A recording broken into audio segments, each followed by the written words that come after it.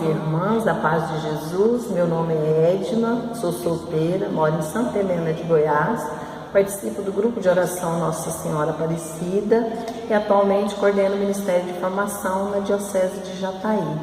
E hoje nós vamos falar um pouco sobre o grupo de perseverança, né? Então, o que é o grupo de perseverança? Para que nós necessitamos de um grupo de perseverança? Porque não basta despertar a fé, é promover a experiência de Pentecostes. O que o fiel precisa? Ele deve ser conduzido ao crescimento e à formação. Então, a evangelização querigmática deve levar à evangelização catequética. Então, o objetivo de toda a formação é a evangelização e a formação da comunidade cristã, né? E a comunidade ela só é formada com a perseverança, né, daqueles que foram evangelizados. Então, ela só acontece por meio daqueles que foram evangelizados. Muitas vezes, nos nossos grupos de oração, nós vemos aquelas pessoas que chegam no grupo, ficam um tempo e depois elas vão embora, né? Elas desaparecem do grupo. Por quê? Porque elas não encontram, né, um alimento sólido que satisfaça a sua espiritualidade. Então, eles vão embora e não voltam mais, né? Então, nós temos também algumas considerações importantes sobre esse grupo de perseverança. Então, o grupo de perseverança é um chamado, né, a começar um caminho de crescimento, né? As pessoas que já passaram pela experiência do amor de Deus, né, são aquelas pessoas que já passaram pelo seminário de vida no Espírito Santo, pela experiência de oração. Essas pessoas podem ser inseridas, né, nesse grupo de perseverança, em busca de um crescimento, de uma transformação das suas vidas e do meio em que elas vivem. Algumas observações importantes também acerca desse grupo de perseverança. O grupo de perseverança ele é o terceiro momento, né, do grupo de oração, mas ele não substitui o grupo de oração, portanto ele deve ser realizado, né, em dia e horário pré-determinados, mas que sejam diferentes do dia e horário do grupo de oração, né? Então, o grupo de perseverança ele não é um lugar para formação específica, nem de ministérios e nem dos módulos básicos, né? Mas da aplicação da apostila, né, da RCC Brasil, que ela já traz os temas voltados, né, para a doutrina e para as verdades da fé. Por quê?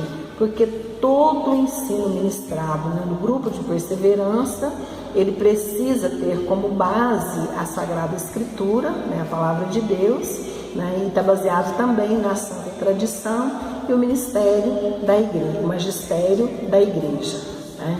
Então, um grupo de perseverança ele vai durar em torno de 2 horas, né, e ele vai envolve o momento de oração, com a prática dos carismas, né, com a ministração ungida, né, do ensino a ser aplicado naquele dia, com uma reflexão sobre o tema e um grupo de partilha, né?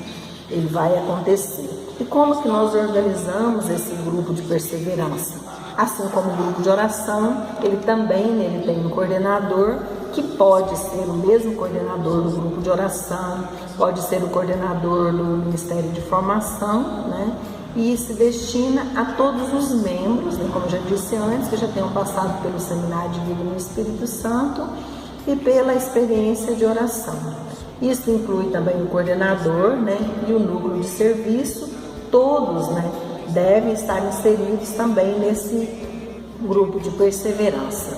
E como eu já disse, as reuniões vão durar em torno de 2 horas, elas podem ser semanal, né, ou quinzenal, né, apesar de o ensino poder ser feito por todos os participantes, né, os grupos de partilha, ele deve ser no máximo de 12 pessoas. Por que nós não podemos colocar um número muito grande? Para que todos tenham a oportunidade de partilhar, né?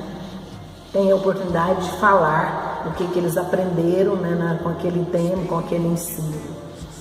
O Ministério de Formação, ele precisa se reunir periodicamente, né, para planejar, né, o andamento e o crescimento desse grupo de perseverança, Além disso, né, o coordenador ou um representante do Ministério de Formação, ele deve fazer parte, né, do núcleo, né? E esse grupo de perseverança, ele tem também outra finalidade, que é formar líderes em potencial.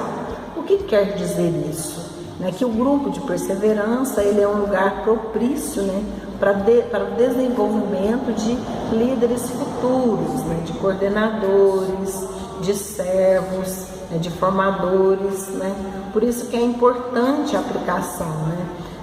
E sempre analisar as características, né, que demonstram liderança, aquelas pessoas que demonstram essas características de liderança, que é aquele que é prático, né, que ele está sempre disposto a praticar aquilo que é ensinado, aquela que é curioso, né, aquele que não fica satisfeito só com aquilo que ele aprende lá no grupo, né, com as formações, mas ele é investigador, ele investiga, ele vai atrás, aquele que quer saber mais, né, e também aquele mediador também, né, aquele que traz a harmonia, traz o equilíbrio, né, o sintetizador, aquele que consegue, né, sintetizar, né, juntar as partes.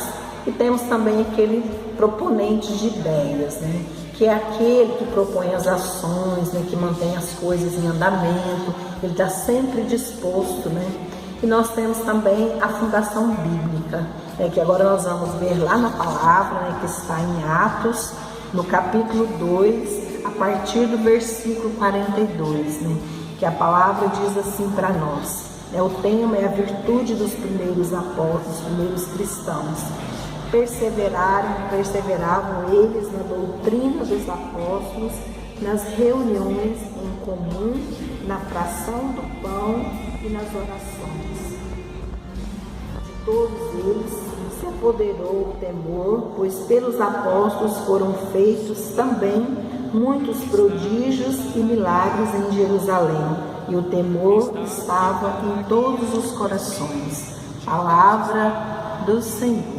Então nós temos que ter essa fundamentação, que é a doutrina dos apóstolos, que é a doutrina da igreja, né? A comunhão fraterna, que é aquela partilha, é onde nós acompanhamos nossos irmãos necessitados, a fração do pão, né? Que é a Eucaristia, que tem que ser o centro de toda a espiritualidade, e a oração, né? Então o grupo de perseverança é parte, né, do grupo de oração.